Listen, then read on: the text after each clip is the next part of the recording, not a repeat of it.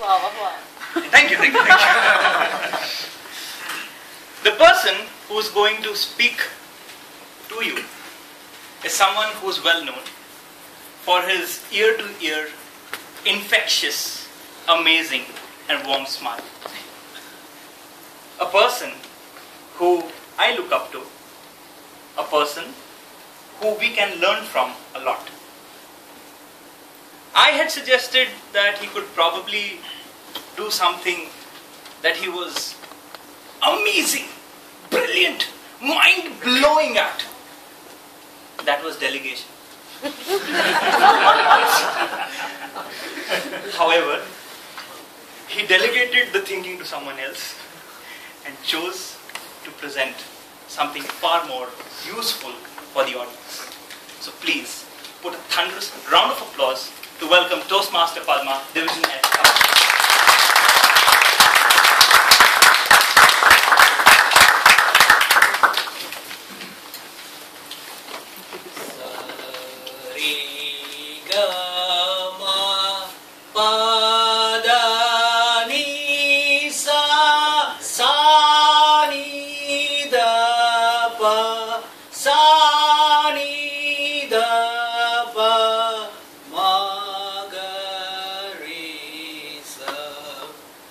I know this is no virtuoso performance at all.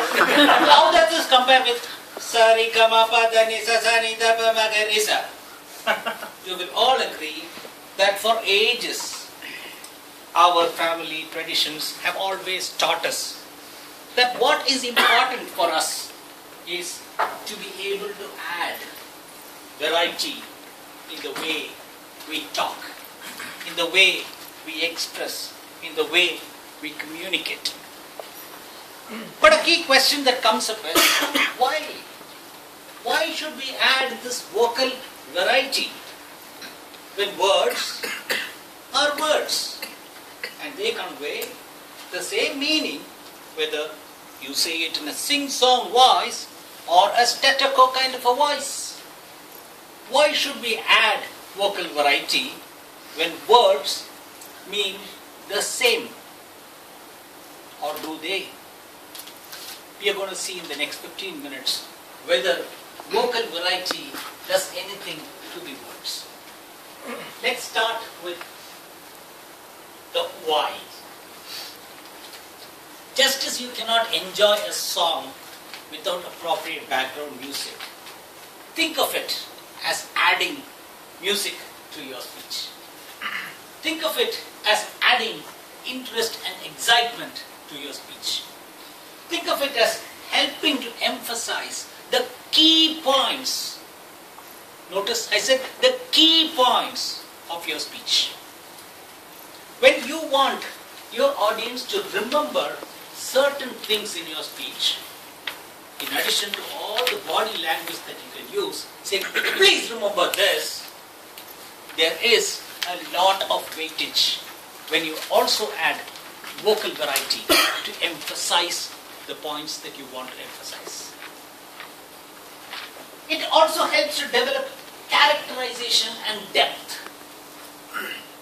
Characterization as in when you talk as if it's a police officer talking, there has to be some gravity in the tone.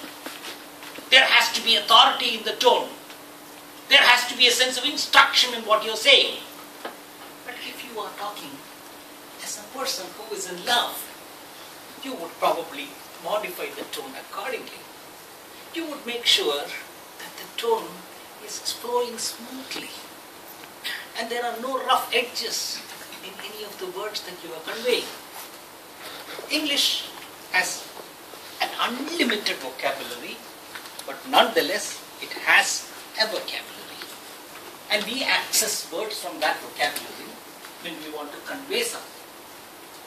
When we want to convey an emotion, words do not suffice in terms of conveying that emotion and making sure that emotion is received in the very same way in which you would like it to be received. That's where the vocal variety part ends. It shows cultivation and authority. What do these words mean? When I simply say, cultivation, you will probably think of a farmer in a field. But when I say it shows cultivation, it's obviously a different thing that we're talking about here. We're talking about a person who's cultivated, who's able to convey to you that I'm not some weed that is growing somewhere. I'm a person who's been brought up with a great deal of care by my parents and my loved ones. And today, I stand here as a useful herb. I stand here as a useful plant for you. I have been cultivated. Look at the difference that it brings. It conveys knowledge and interest in the subject. Through vocal variety, you can communicate to the audience that, look, I'm not here just blabbering something. I have brought something of value to you. I have brought something that you will go with a great deal of benefit with. It is something that you would wait to hear.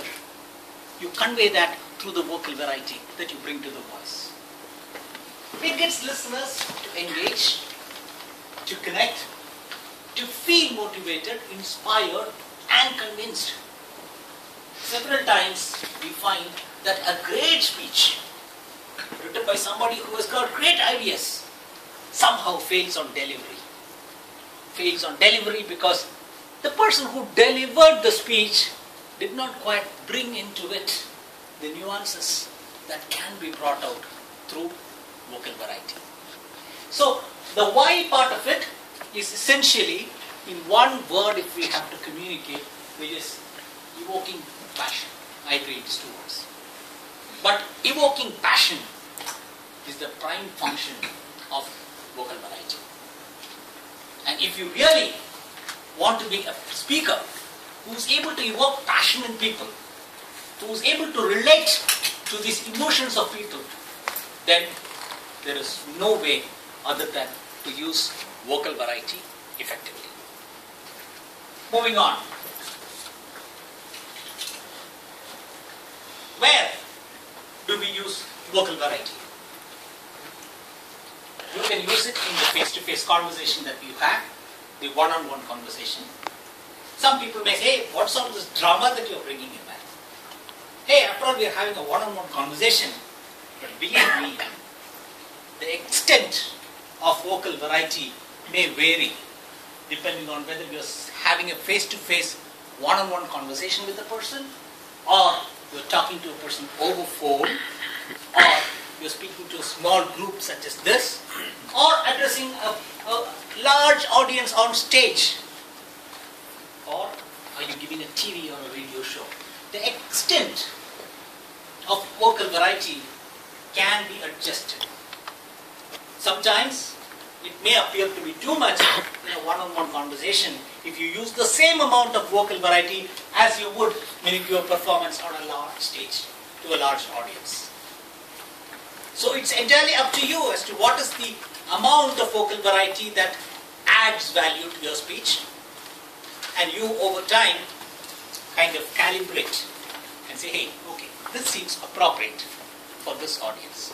But remember, vocal variety adds a ton of value irrespective of what situation you are in. It's not just for stage performance, it comes in handy even on one-on-one conversations. How do we use vocal variety? There are 5 P's: the pace, the projection, the pitch, the pauses, and the pronunciation. From an easy to remember perspective, these are the things that really help us to understand. The pace. You can convey the emotion depending on the rate at which you are speaking. If I'm talking about a kid that is running away from a bull and the bull is chasing the kid, the pace will increase. But if I'm talking about taking a stroll on the park with a person with whom I enjoy having a nice conversation, then the pace slows down. The pace conveys what is happening. If I use the pace that I used in the second instance when the boy is being chased by the bull,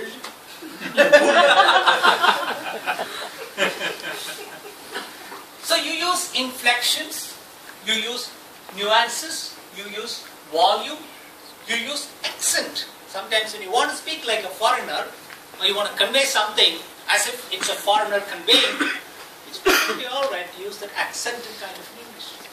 You find a lot of people who use British English when they want to communicate something prim and proper. Right? And you find people conveying the American way when the slang helps in terms of communicating something truly American. So you choose what it is. Towards the end, I'm going to give a practical demonstration using a poem that I love, but wait for it. Now, we talked about this earlier, characters with unique voices. Now it's not just the words. A baby that is giggling is in fact communicating to you that continue doing what you are doing to me, but because I'm enjoying it phenomenally. The giggle by itself is the vocal variety that the kid uses as compared to the scream that it gives if you don't pay it attention when it needs milk. So, right from a child, a small child, they know how to use vocal variety to get your attention and to get what they want. The voice for a king has got to be commanding, not loud. Because talking loud takes effort. A king is not expected to put efforts. A king is royal. And when he stands up to speak, there will be pin drop silence. But he still has to have a commanding tone in his voice. And people who do not have such a commanding voice, those squeaky voices like I do, better get prepared to work in Microsoft. If it's a servant that is speaking, and if that servant tries to speak like a king in a commanding voice, that's inappropriate as well. So for each character, for each role, there is an appropriate voice, tone, and the way to speak. So I want you to keep this in mind, that as you give your speeches, as you relate your story, the depth of character comes from how appropriate is the voice and vocal variety that you use.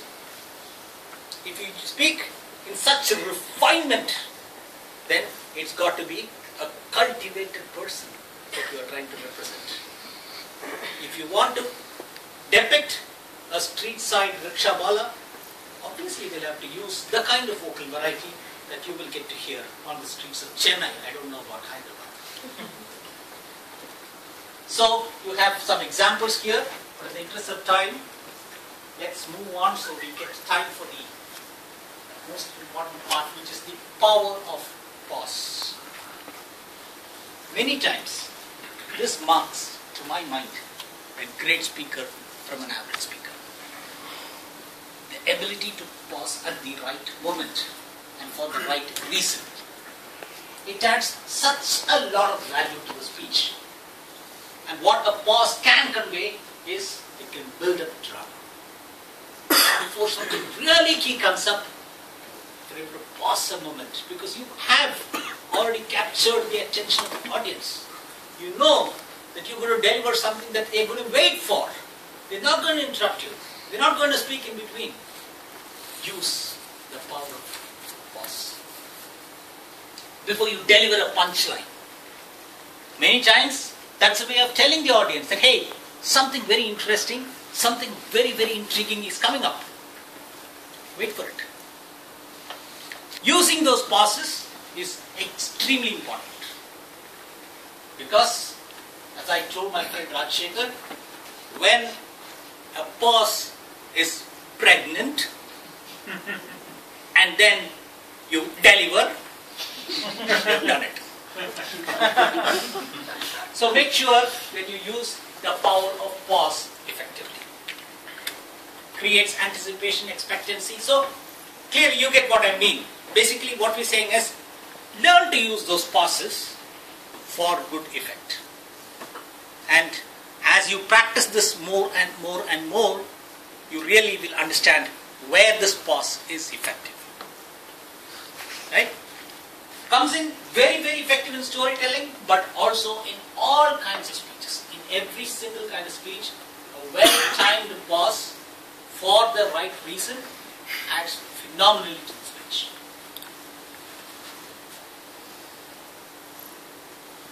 So how do we make sure that we are able to use vocal variety? What should we do? We mimic children. Children naturally bring in the right tone of voice for the right kind of thing. But as we grow up and we become adults, we become very conscious. And we become very reserved. And we are constantly worried about what would Jaya think about me if I were to say something. Now, if we are able to really mimic children or mimic actors, if you like that, go ahead and mimic actors. It's a very powerful way. If you like Brahmananda, for example, go ahead. Try out in his voice. Try out the way he delivers. He is where he is not, for nothing. He has reached where he has reached because he has a certain skill. So also, several other actors. It is something which comes naturally to actors. When they want to communicate something, they are able to bring in the right emotions, bring in the right tone of voice, bring in the right vocal variety. Some of them are trained, and some of them have it as a natural trait. We get to see it. Don't just laugh at their jokes. Also watch how they delivering that joke. How are they using pause? How are they using the variation in pace? How are they using the inflections in order to bring in that vocal variety in what they communicate? And when you reach the room where you are expected to give the speech, make sure that the variations in pitch and tone are always calibrated so that the lowest level tone is audible to the person who is sitting at the end.